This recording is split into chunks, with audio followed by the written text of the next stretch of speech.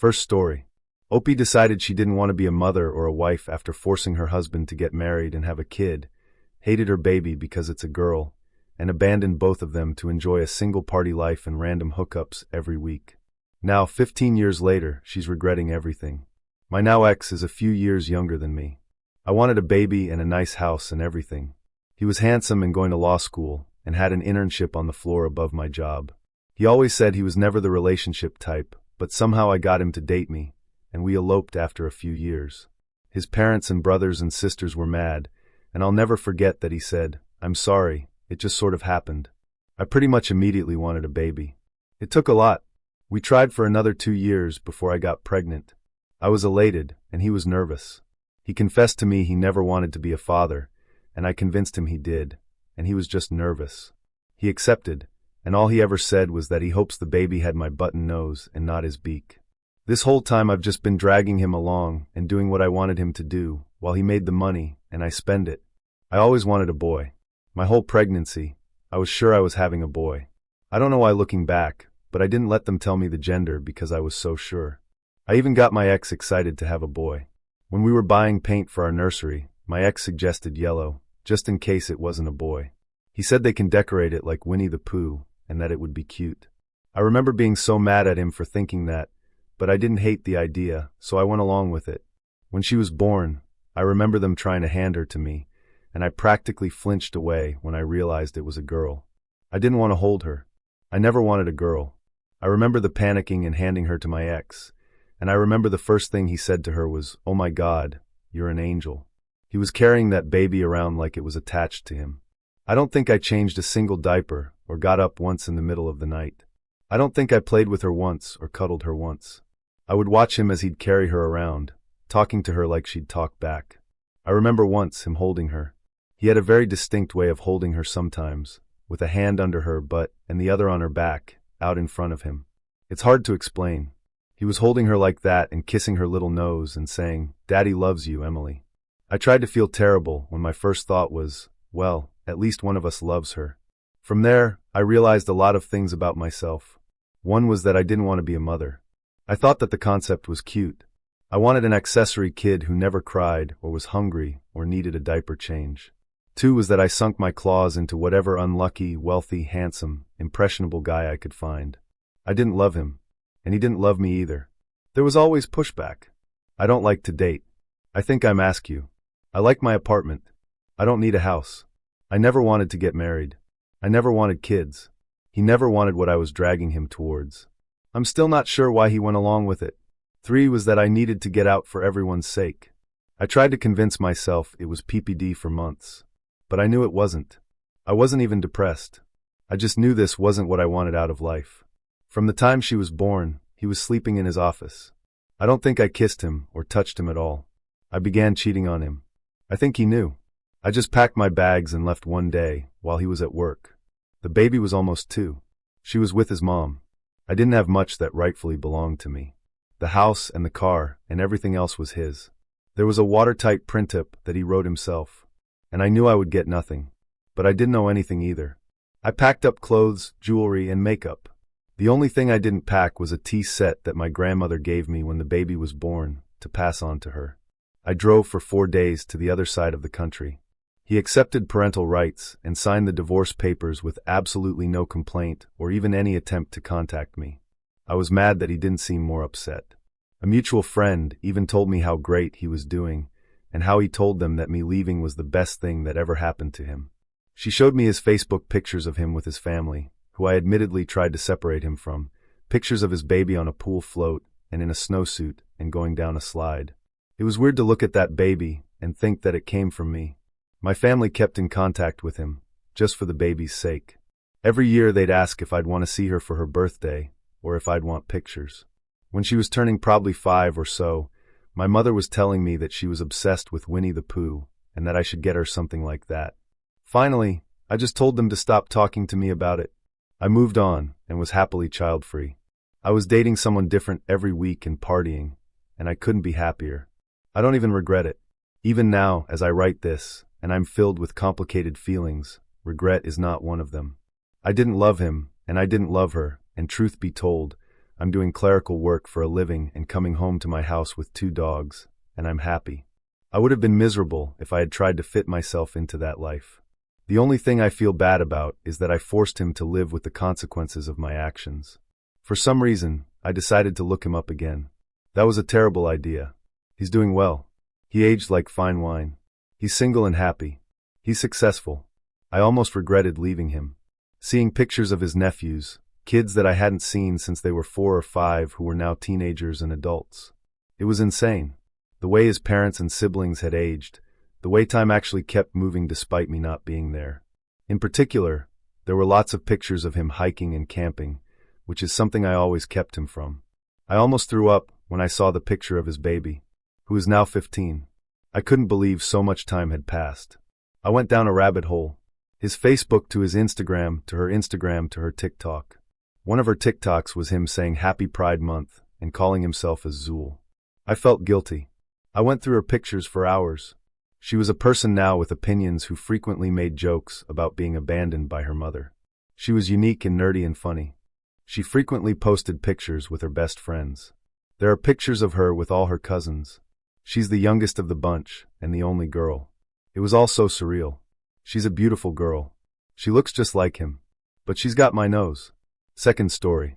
Entitled foster parents have strict parental control on my phone, claiming it's their gift and their rules. Now my biological dad bought me a new one, and they still decided to put their parental control on it. I refused, but they broke into my phone and put their restrictions on my phone behind my back. I 15M have lived with my current foster parents since I was 9 years old, but I've been in foster care since I was 6. I will call my foster parents Henry and Aaron. I got a new phone as an early Christmas present from my biological dad. It is an iPhone 16 Pro Max, which is the phone I wanted, so I am very happy about it. My previous phone was an iPhone 11, and it was bought by Henry and Aaron. On my old phone, Henry and Aaron had set up loads of parental controls on it, so I couldn't download any apps without them approving it. I couldn't turn off Share My Location. I couldn't change my passcode. It would lock everything except their contacts at 8 p.m. every night until after school. And they had a time limit on YouTube, so I could only watch it for 30 minutes within the time where my phone was unlocked anyway. And I could only go on websites that they approved of, like there was a list that I could go on. And I couldn't go on anything that they didn't manually add to that list. These all really annoyed me, but whenever I asked for them to be turned off, they told me that they bought the phone, and so these were the rules. Now I was given my new phone by my dad on Monday, and I haven't used it yet, because they're telling me that I have to let them put the same restrictions on the new phone as they did my old phone. I said no because that isn't fair. I should be allowed to use my phone, as my dad says, because he paid for it. I said to them that my dad paid for the phone, so it was his choice, and that he doesn't want me to have those restrictions on. But now they've changed and said it doesn't matter who bought the phone, even though that was their whole point before. Now they're saying that because I am living with them. I have to follow their rules. And the rule for having a phone in this house is that they put restrictions on it. I don't think that is fair at all considering they didn't buy the phone. I don't see how they can do this. Before I got home from school on Monday, they took the phone out of the box my dad sent it in and set up all the restrictions. And now I'm trying to figure out a way to take them off. I am thinking about complaining to my social worker because it is not fair that they put these restrictions on my phone, even though they didn't pay for it. Relevant comments. U/83 Pooley. Opie, I'm not going to say you are in the wrong because of your age.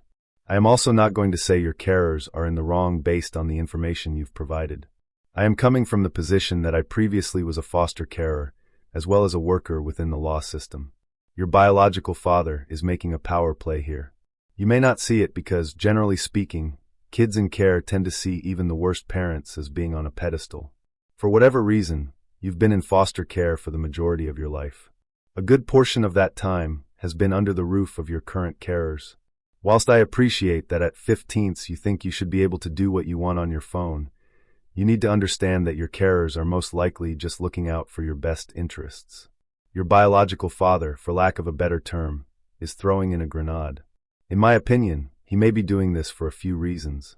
To prove to himself or your caseworker that he is a good parent because deep down he knows he isn't. To drive a wedge between you and your carers in exactly the way it appears to have. Because he cares about you genuinely and thinks that getting you an extravagant gift will somehow make up for you being in care since you were 6 years old. Honestly, it could be a mixture of the above. Regardless though, he should have discussed such a gift with your caseworker and carers if there is contact between him and them to make sure it was okay, and so that he could discuss the rules surrounding usage of the phone with you. If you legitimately think that your carers are not doing what is in your best interests, then you should speak to your caseworker. Let them be the mediator, as they are basically in charge. There are possibly also things occurring in the background that you are unaware of. For example, the court or department in your jurisdiction that deals with children in care may want contact with your birth parents to only occur when they are aware of it. Your carers could simply be following rules that a court or your caseworker has outlined to them. If you think that they are on some level being reasonable because they care for you, then perhaps sit with them and discuss how at age 15 you should have more freedom. This could look like having the parental controls but with fewer restrictions, or it could be without the parental controls, but with your carers able to look at your phone/messages/photos when they feel there is a need and without notice, i.e. they know the unlock code to the phone. At the end of the day, it is about trust. Show them that you can be trusted with more freedom, and then they'll likely be more willing to become more lenient as you get older. Try to make sure that regardless of how the conversation goes with your carers, you keep your cool. Good luck. You have Eddie Fox. Nah, they don't have a choice.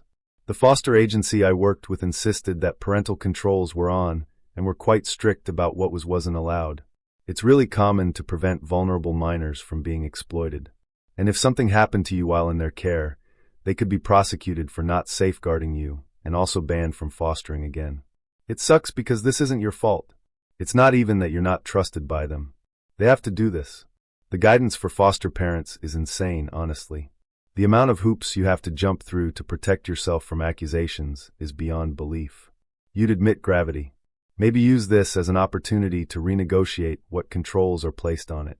Keep the location tracking, as that's important for your own safety, even though I'm sure you hate it. And see if you can get them to agree to letting you be able to look at whatever websites you want with the exception of adult website, of course. Agreed to keeping a passcode they know, but allow you to watch YouTube for longer. Give and take. That's the key here. Some you might win, some you might not. Give them a chance to trust you, and give yourself a chance to prove you can be trusted. It does sound like they're a bit constrictive in your phone use, but I don't know you. Perhaps you need those controls for whatever reason.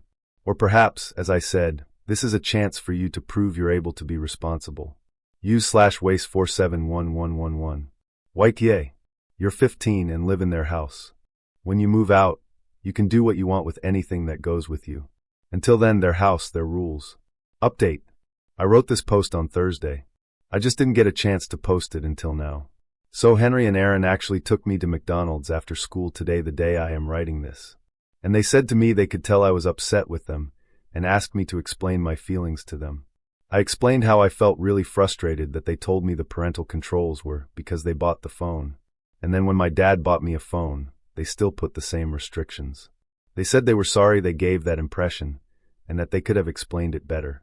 They asked which were the restrictions I had the biggest issue with.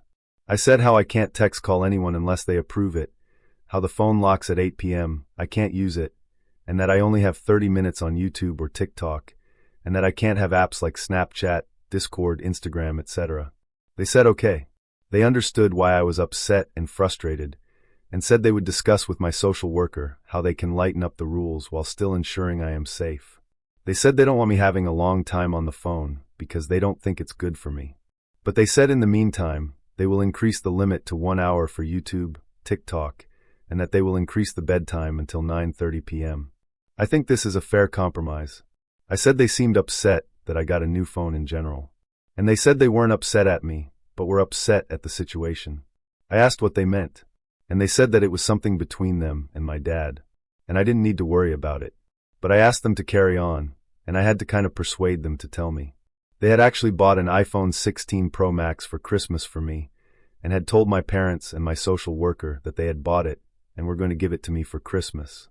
But my dad bought one before they could give me theirs, and they felt upset that their big present had been ruined.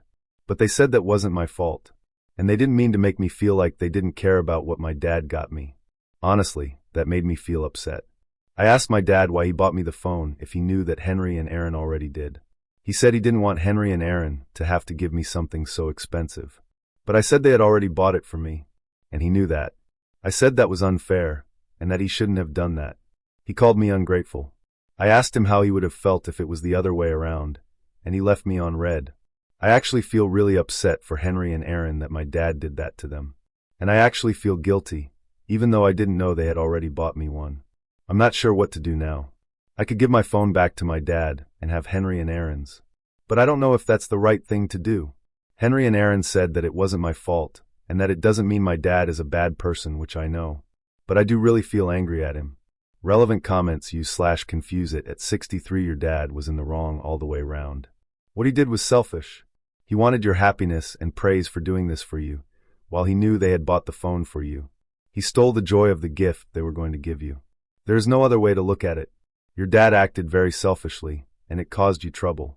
He doesn't deserve the happiness and thanks you gave him, so you should return his phone and limit contact with him, and tell him exactly why he acted selfishly without regard for anyone else. That was immature for a parent. I'm mixed about that, really. I've always known he wasn't a great dad, or even really a great person. But I don't really want to limit contact with him. I don't know, it's hard. We haven't spoken since I confronted him on Thursday. Update. I'm writing this from the school IT suite. I just wanted to share something. Firstly, it makes me really uncomfortable that people were sending me hate messages and sending death wishes to my dad. People were messaging me saying they wish he'd live himself, or that Henry and Aaron should throw me out for being ungrateful to them. Sorry, but you people need help. It's not normal to treat people like that, and it's not normal to say things like that to people. People were accusing me of being blindly loyal to my dad, which simply isn't true. I've said so many times that my dad isn't a great person. That doesn't mean he's a sociopath or that he deserves to die. It's so crazy that I get downvoted for saying, "Bro, calm down a bit, please," when I respond to people like that. Anyways, my dad is still ignoring me, which is making me really upset. I've sent him some messages just basically saying, "How are you? How was work and stuff?" And he's left me on read every day since last Thursday. So I've decided that I'm just going to leave it. And if he wants to talk with me again, he can come to me. Henry and Aaron said they felt really bad, because they said they shouldn't have told me about what my dad did. But I said I'm glad they did tell me. I decided that I would keep the phone my dad gave me, and we'd return the phone that Henry and Aaron bought me. And we're going to use the money for a trip to Drayton Manor, where we have the fast passes, so we don't need to wait in any lines. And we're going to take my little brother. Also, he doesn't live with me and Henry and Aaron, which is going to be so much fun. I'm really excited for that. I just want to clarify some things. I am long-term matched with Henry and Aaron, which means I am never going to be reunified with my biological parents, even if they became super parents with no flaws. I'm matched with Henry and Aaron, so I'm staying with them until I'm 18. This has been the case since I was 11-ish. There have never been plans for me to move back in with my parents, because, to be honest, neither of them wants me to sound harsh. But it is true, and I like living with Henry and Aaron. Also, both my mom and my dad have children with other people now. We're still a family, though. I just have a very big, very weird family. Third story. Insecure man-child boyfriend nuked his own life, but blamed Opie for everything and broke up with her, without giving her any chance of talking. Now having a meltdown, he is begging her to reconcile while stalking and harassing her. So I don't know, man. I, 28, had been with my fiancé Alex, 34, since 2020. We met at a friend's party, hit it off, and have been together ever since. He finished his doctorate in economics just last year. Since then he has been working at the uni. I have my master's in media sciences and decided to start working, instead of going for a PhD. Okay, so the problem is that Alex broke up with me last Monday. It was literally so surreal and honestly just weird. For the past few months, he'd been acting strange. He was making demands and then dropping them immediately. A few examples. He told me we were going to paint our walls back from dark green to white. When I asked why, he just said, "For F's sake, forget it," and never brought it up again, even when I asked. Another time, he came home and got mad because I was sitting on the couch with my head covered in a blanket I had cramped. He was upset because I was just sitting there watching Netflix, mind you. The house was spotless. When I tried to talk about it, he said, "Forget it, it's not a big deal." This kind of thing became common. Every time I tried to communicate, tried to figure out what was going on, whether it was something I did, or maybe he was just stressed at work. He would just say everything was fine, but he was clearly seething with rage. I didn't even have to do anything. He would find something to complain about the apartment, clothes, me, work, etc. So, I gave him space, which apparently was also wrong. I told him I was going to help my parents with repairs for a few days, and somehow that was also wrong because he wanted to renovate the apartment too. Then, on Monday, I got a text saying we needed to talk. I knew what was coming, and after the last few months, I had made peace with it. When I came home, he was sitting on the couch. He didn't even wait for me to take off my jacket before saying, "I want to break up." Then the verbal diarrhea started. He told me he resented me. First, because I didn't pursue my academic career further, even though I was capable, and he didn't want to upset me at the time. Then when I started making more money, since he didn't make much as a PhD student, he felt like I should have the last word financially, and he hated it. Mind you, I never said anything like, "It's my money, so I have the final say." That's a rule he imposed on himself, and he hated it. He said he hated our paint scheme, the couch, and even our effing crockpot. Then, he told me he had rejected a better PhD program to stay here, because I had already started my job by the time he got the acceptance letters. Only, he never told me he had even applied overseas. He said a few months ago he checked in with a friend who's in that program, saw how they were thriving, and decided I ruined his life. He said I had too much control over his life, and that he hated the idea that I could just decide not to pay for things and F him over. I honestly don't even know what that means. He also said he hated that all his friends loved me, and didn't let him vent about me. Then he said again, "I'm done." I was floored. I had already made peace with the idea that we're ending, and it hurt, but after that rant, I was just disgusted. I looked at him, probably with a disgusted expression, and said, "Okay." He lost it. He said this is exactly what he meant. That it was horrible. We had been together for 4 years, and all I had to say was okay to our breakup. I just asked if he wanted to stay here, while he figured out where to go. He said, "Typical, of course you're holding the apartment over me," and started ranting again, so I just left. I told my parents, and they're also confused. My dad suggested I reach out to our landlord and explain the situation to see what options I have. I can keep paying the rent myself, no problem. He covered the utilities and some subscriptions. Just to reiterate, I never had a problem with this. I saw that he was chasing his dream, and that was more important to me than a 50-50 THS financial split. I make good money and am happy at my job. I never saw it as slaving away. I always had the mentality that my money was our money because we were building a life together. Of course, I had my own savings and fun money, but I honestly never cared. As long as I felt he was working towards something and wasn't taking advantage of me, I was fine with it. More than fine. Alex is still mad. He's going between texting me like a robot about the logistics of the split and being a seething arsehole complaining about everything. I'm not even hurt anymore. I just feel nauseated by him at this point. I don't know. Should I have reacted differently? Edit. Thank you for all your opinions. It was nice to get this off my chest, lol. Just to clarify though, I don't feel like a victim. I feel like something happened, and my relationship just turned bad. He behaved like an arsehole, but that is the extent of it. Very clearly, something is going on. But he doesn't want me to be part of whatever it is, and I have to respect that. Now I just have to detangle myself legally from him, and after that, I'll just be left alone with my ugly green wall color. I think I might also adopt a cat, as my ex was really allergic. Comments Dan 1987T, dude basically hates himself for decisions he took without ever consulting you. He chose his comforts. But now, since others seem in a better position, he is venting on you and making you the culprit. NTA, but your man has a little brain and doesn't know what to do with it. I would have supported him if he wanted to move away. I don't know if we would have stayed together because LDRs are hard, but I would have been 100% supportive. Basil, I suspect he was afraid or had other reasons to turn down that PhD, or maybe never even applied, but believes he would have got it if he had, but chooses to blame you rather than acknowledge that. Hasty Koala, he probably chose this one because she would be there to pay the bills. It's more stable. Soft requirement 461 girl, I've been with a man like that. They want drama. They want toxicity. They will F up your life out of pure insecurity and hate. You dodged a massive bullet. I'm sorry this happened. You deserve better. Wish you the best. OP, then I hope he meets the telenovela star of his dreams. I prefer my boring, happy life. Random throwaway NTA, dude basically said he hates you and everything about you. What are you supposed to do? Beg for his love when you can find someone who'll give it to you readily? No. Sorry this happened and that you were blindsided. But this will be a good thing in the long run. On to the next. Fui sounds jealous, insecure, and emotionally stunted. If what you've written is how things played out, then you dodged a huge bullet. Opie was basically doing his own renditions of 10 Things I Hate About You. I don't know. I mean, he wants to break up with me. Why would I plead? It is done. Judgment NTA update 1 month later to start. Alex moved out pretty quickly after the breakup. He has been staying with a friend, and we sorted out everything like mail, subscriptions, and the lease. I'm also in the process of adopting a cat. Her name is Luna, but I have been thinking about changing it since my family already has 2 pets named Luna, Ammonius, and Kamar. She is still at her foster home for now, but I have visited her a few times, and I already adore her. She is a scrappy little tabby who follows her foster mom around like a shadow, and I can't wait for her to move in during the first week of December.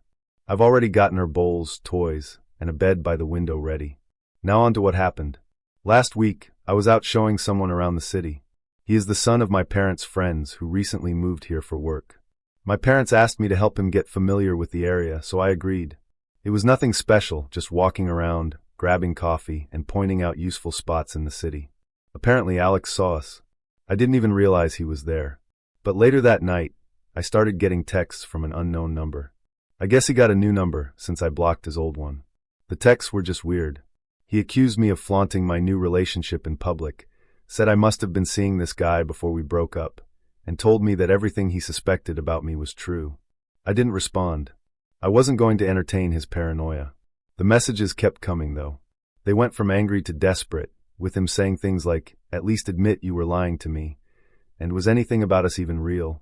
It was exhausting and honestly a little scary to see how quickly he spiraled. For the record, this guy isn't my boyfriend. He's not even someone I'm interested in. He's just the son of family friends who needed help settling into the city. The whole thing was completely innocent, but Alex has twisted it into some kind of betrayal in his head. What gets me is how little Alex seems to know me. I'm not the type of person to jump into a relationship so soon after everything that happened. Even if I were, it wouldn't be any of his business. We're done. I've made that clear. After I didn't respond to his texts, Alex started calling.